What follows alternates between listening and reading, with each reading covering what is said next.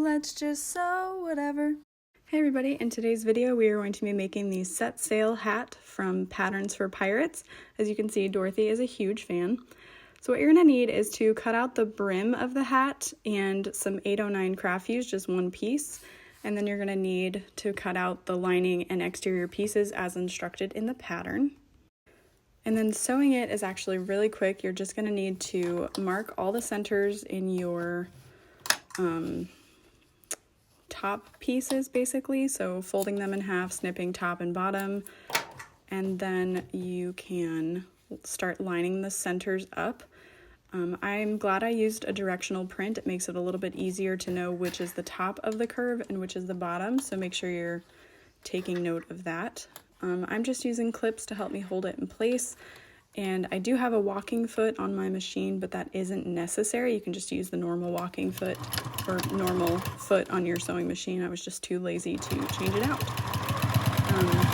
So you're going to use the seam allowance as directed in the pattern.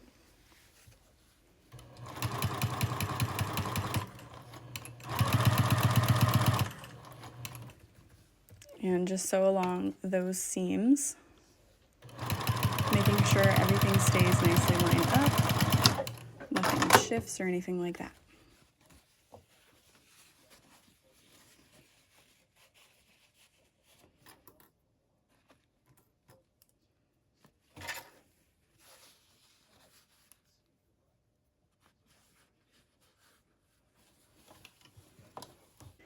And then you just repeat that on the other side of the center of the top of the hat for the exterior and the lining.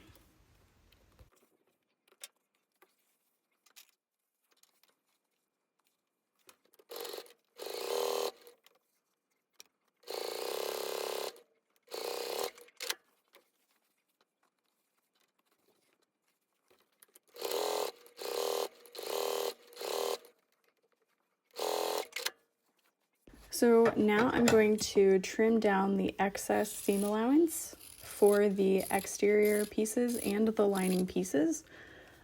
This is just going to help those seams lay flat. In the past, I have top stitched them down, but it kind of looked a little weird. So that's totally up to you. But so far you should have these pieces finished. If you have the person you're making it for on hand, you could put it on their head just to make sure that it all fits nicely before you continue on to sewing the brim and attaching it. That's where it gets a little bit tricky sometimes, but it's just such a cute result. I love it.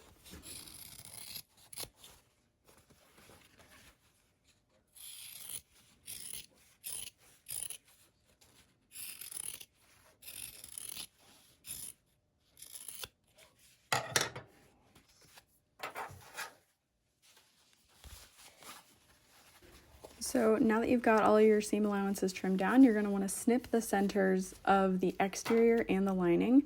So I'm lining up those center panels and then snipping the edges, and then I'm going to line up the snips I've just made and then make my center snips on that center panel. So hopefully that makes sense, and hopefully you can see what I'm doing fairly well. And you're just going to repeat that again for exterior and lining pieces.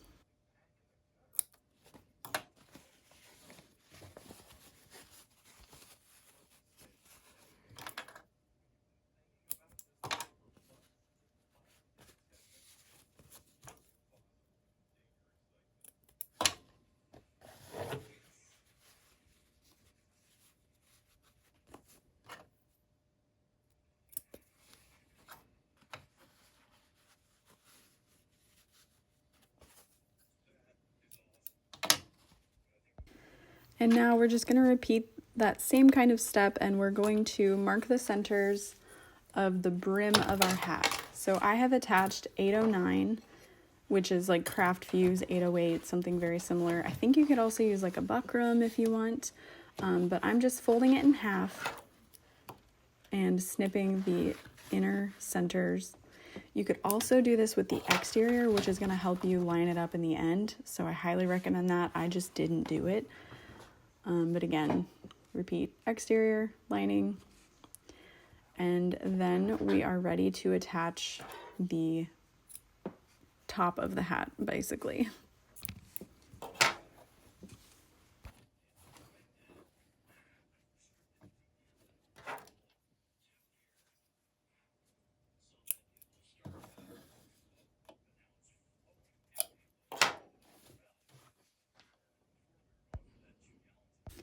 Okay, so now all your centers are snipped. You've got the exterior and lining caps done, and you're gonna put right sides together and line up the center snips.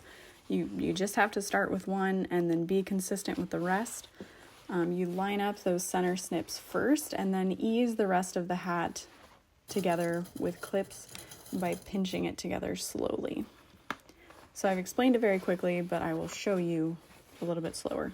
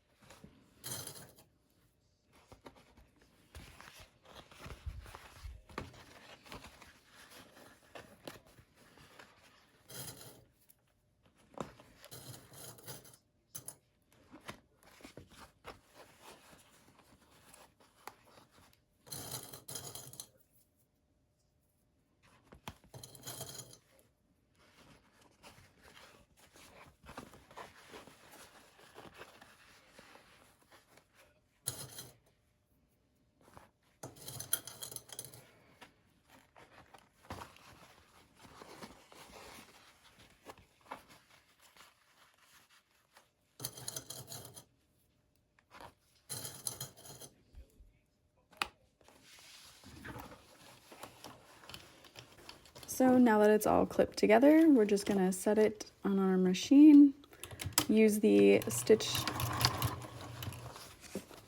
seam allowance as directed by the pattern and a somewhat small stitch length just in case it starts to fray over time, it won't come loose, etc. I'm just using a really basic cotton thread, nothing fancy, and we're just gonna slowly go around that curve, that circle. And you want to make sure that your edges stay lined up, and then it might come to a point where you don't want there to be any puckering, so you just kind of smooth it out with your fingers, as you can see I'm doing, just to make sure again that there's no major puckering. It's sometimes unavoidable when sewing a curve, and just keep in mind it's going to be on a head, no one's going to really look at it, so it'll be okay.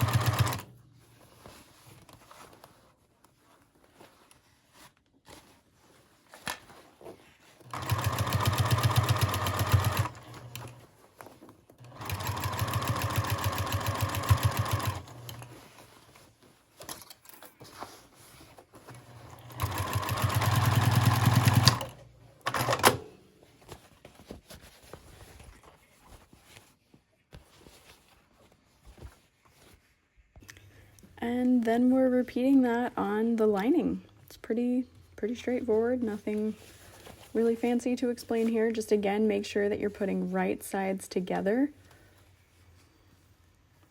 Otherwise, it may not end well.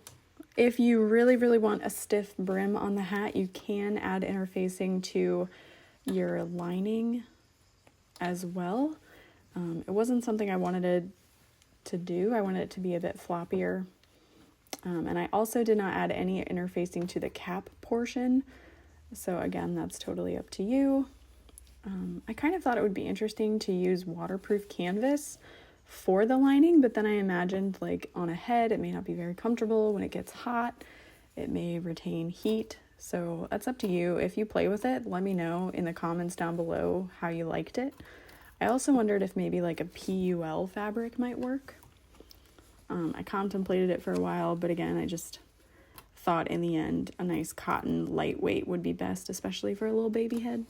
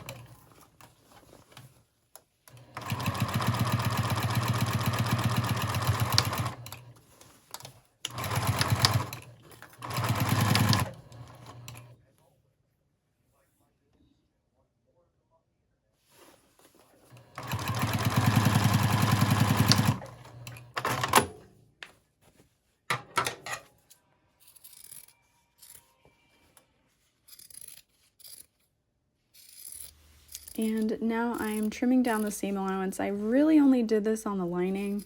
I don't think it would hurt to do it on the exterior. And using pinking shears might be the best route, especially because it's a curve and it's going to help reduce any fraying over time because we didn't use any interfacing. Okay, so now our exteriors and our linings are finished. We're gonna put those right sides together, making sure to line up the shape of the cap and like the centers. You can see here I'm lining up that seam and then slowly clipping out the brim. And now if you had clipped the centers of the brim, this would take out a lot of the work of easing that circle around and clipping it all together. So I highly recommend it. Don't do what I did unless you want to, then it's fine. It turns out fine in the end, you know what I'm saying? So yeah, you just slowly clip around and then top stitch that seam, leaving yourself a turn hole of at least 4 inches, maybe 5, depending on if you use more interfacing or if your hat is much larger. It's a lot of fabric to pull through, so you want to make sure you leave a decent opening. If you are fairly skilled, I didn't even think of this, but you could leave one of the seams open in the cap and pull it through there so you wouldn't ruin the not the integrity, but like that circle brim. You wouldn't see any birthing hole through there. So just a thought that might be helpful.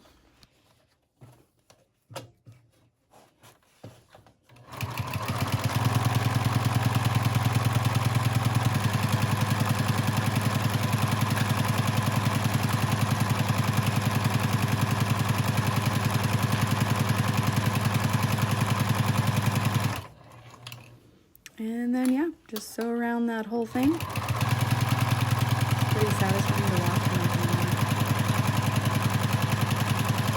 If you don't use these sewing clips and you use pins, you may want to look into these sewing clips. They're so easy to just slowly pull off, and then when you step on them, it's a lot less painful. Ask me how I know.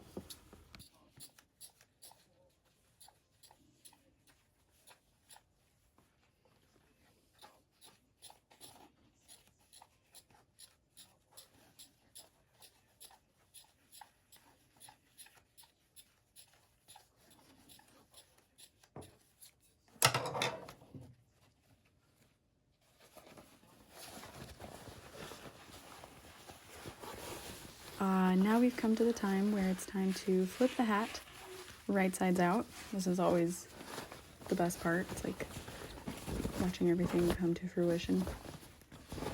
You're just going to turn that through, and then you're going to press along the brim. You can see I'm running my hand along it to help that seam. I really love the look of the edges having that little bit of stripe, but unfortunately I have to fold it over and straighten it out. But I'm guessing if you cut your brim, like the lining, a little bit wider, this is something you could possibly do. Or you could even add like a binding to the brim. That would be so cute. Oh my goodness. But you just want to slowly kind of massage the edges to make sure that seam is nice and flat. And then when it comes to the turn hole, what I did was I folded in the exterior first and then the lining, so I could kind of match them up versus folding them all at once. and that seemed to really help. You could use double-sided tape or even a little bit of glue to help you hold that shut as well.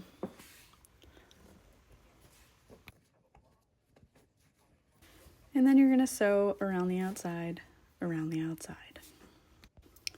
All the clips are in place, and we're just going to top stitch around the outside.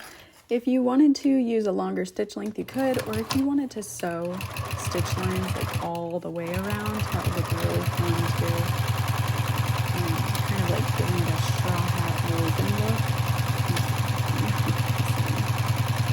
Sewing in circles is so satisfying.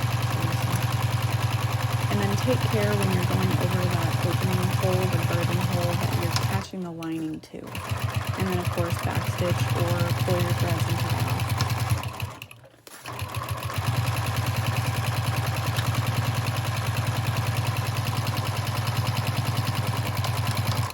Okay, so now it's essentially done. It's pretty much done. You can be done. But we're going to go one step further. I have this heat transfer vinyl from Arteza I've been meaning to try. Look how sparkly, look how shiny. I'm obsessed. So I'm going to use my Silhouette Cameo to cut out a little tangled sun. So I'm going to lay that face down, glitter side down, but the cut side up, and load it into the machine. Make sure that you are changing your blade to be the correct millimeter thickness to cut through the material. Turn on your machine, of course. That's always helpful. And then you can load the mat. Make sure it loads correctly, otherwise it's just going to be a nightmare.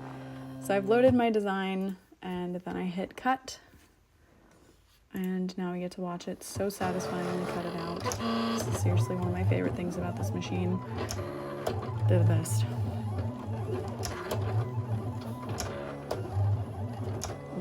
Nice and fast. Okay, so now we can unload it from the machine. We can see that it's cut through. Oh, so satisfying. Then we're going to peel it off of the cut mat. Oh, so satisfying. Grab some scissors and cut it out, because you can obviously use the rest of this sheet for more fanciful designs. I have a little sharp weeding tool that I got off of Amazon that I'm using to peel off the negative space, and then you just peel. Is that not just so satisfying? Seriously. Ugh, I'm obsessed. Yeah. And then the plastic is sticky, but the design isn't. So make sure you've got a heat press or an iron, and that it is heated up to 300 or 320 degrees Fahrenheit. Pre-press the item just to get any moisture out of the item, and then you're going to press it for 15 to 20 seconds.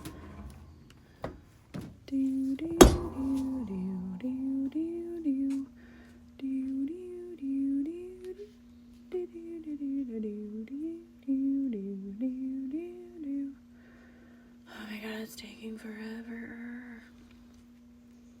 Okay, now it's time. So you're going to lift it up, double check that it's coming off clean. So satisfying. And then I always like to press mine again without the clear piece, just to be safe. I only do that for a couple seconds, and then you can just toss that piece or save it for when you're weeding another design. Always make sure you turn off your heat press when you're done, or you could burn your house down. But it's done. Now we're ready to put it on our unwilling subject. Are you ready, Dorothy? Here we go. Here we go. Oh, it's the cutest thing ever. She doesn't know what to do with all the cuteness. Yeah. So thank you guys so much for watching. I hope you enjoyed this video, and I'll see you next time. Bye.